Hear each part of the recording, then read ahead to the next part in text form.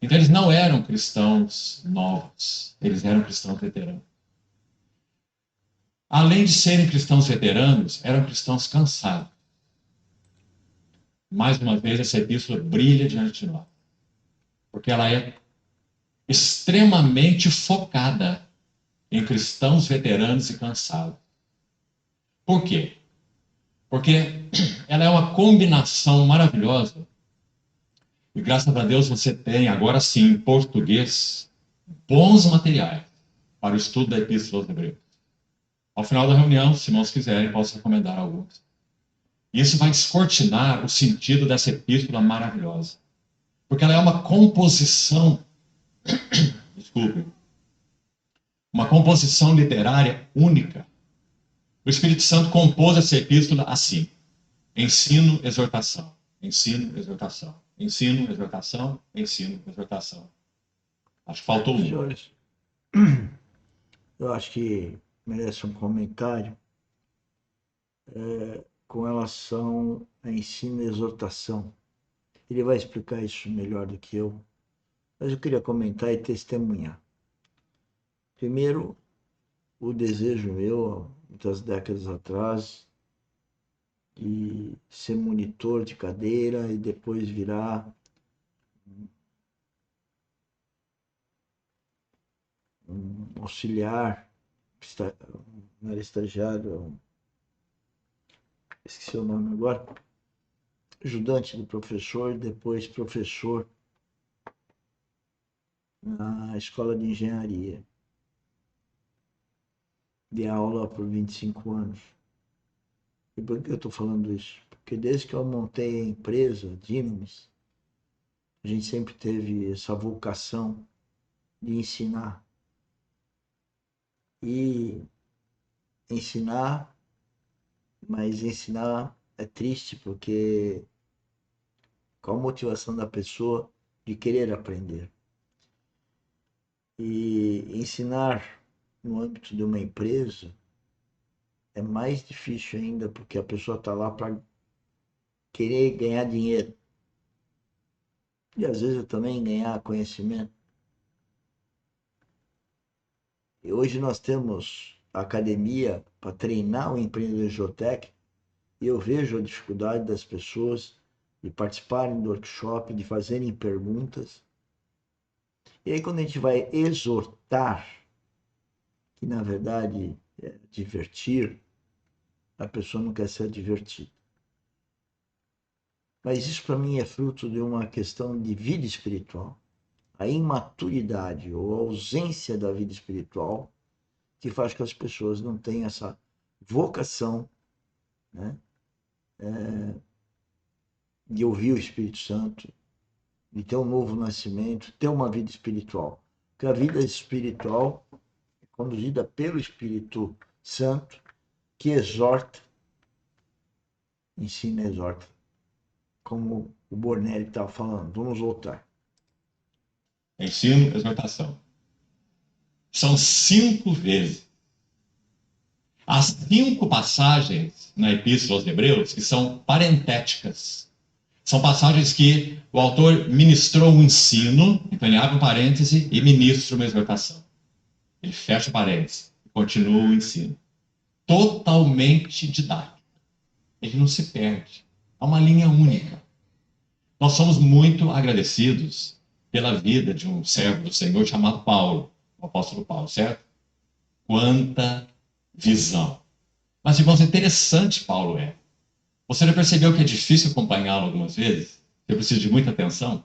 Porque ele está caminhando aqui, de acordo com a visão que ele tem, das belezas de Cristo. De repente ele faz assim, por exemplo, Efésios 3. Ele começa Efésios 3 assim. Por esta causa, e vai falar sobre qual era a causa. Vai falar sobre o mistério de Cristo, né? Mas então, depois de descrever esse mistério, do capítulo 3, verso 1 até o verso 13, ele repete a expressão por esta causa. Então, na verdade, o que ele ia fazer não era descrever o mistério ali, ele ia orar. Porque no verso 14 ele diz: por esta causa eu me ponho de joelhos diante do Pai. O texto que nosso querido irmão lembrou, o verso 18, lendo aqui na manhã. É a segunda oração de Paulo em Efésios. E ele ia orar, escrevendo aquela carta, claro, talvez ditando para um amanuense, né? Então, naquele ponto, ele ia rogar por eles, no capítulo 3, verso 1. Mas ele ainda não roga. Você vê? Ele faz uma digressão. E Paulo é o mestre das digressões. Então, você vai acompanhando Paulo, você vai entendendo, de repente ele escapa para cá. E às vezes ele volta, mas às vezes ele não volta. Ele fica lá. Assim é Paulo, característica dele. Mas sabe qual é o motivo? Ele é o apóstolo dos superlativos. Não é? Veja a Epístola aos Efésios, veja a Epístola aos Colossenses. Então ele está tão encharcado. Por exemplo, Efésios capítulo 1, abençoado com toda a sorte, bênção espiritual, não sejam celestiais em Cristo, assim como escolheu nele antes da fundação do mundo, para sermos tantos, repreensíveis perante ele em amor, e nos predestinou para ele, para sermos filhos de adoção, e ele não para. Ele vai até o verso 14. Uma cachoeira, né? Jorrando água. Então ele é assim. Esse é o apóstolo Paulo. Porque ele é deslumbrado, ele é capturado pelo que ele vê. Grande é esse mistério. Mas eu me refiro a Cristo e à igreja. Então o autor de Hebreus é muito diferente de Paulo. Respeito a tua opinião, mas não foi Paulo que escreveu Hebreus. O autor de Hebreus é muito diferente de Paulo. Ele é didático. Ele usa palavras aqui que só aparecem no livro de Atos e no Evangelho de Lucas. Não estou sugerindo nada para os irmãos. Então, é uma epístola única em diversos aspectos. Ele é muito metódico, ele é muito criterioso. Lucas começa com o Evangelho dizendo assim: depois de uma minuciosa investigação dos fatos, ó Teófilo, eu te escrevi um registro detalhado das coisas que eu investiguei. Esse também é o autor de Hebreus. Pode não ser Lucas, mas ele deve ser filho de Lucas.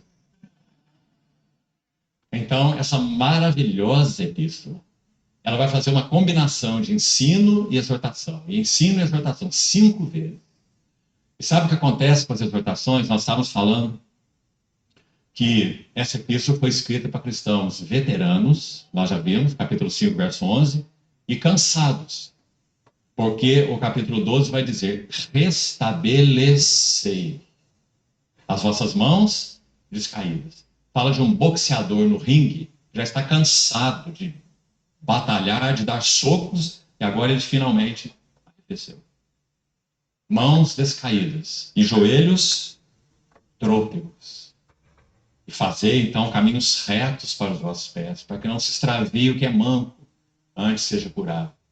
Então, essa epístola faz essa combinação de ensino e exortação, porque o que os cristãos veteranos cansados precisam é uma visão renovada das glórias do Senhor Jesus Cristo. E não é assim que a epístola abre? Então, colocado de outra forma, o antídoto do Espírito Santo para cristãos veteranos e cansados é um só.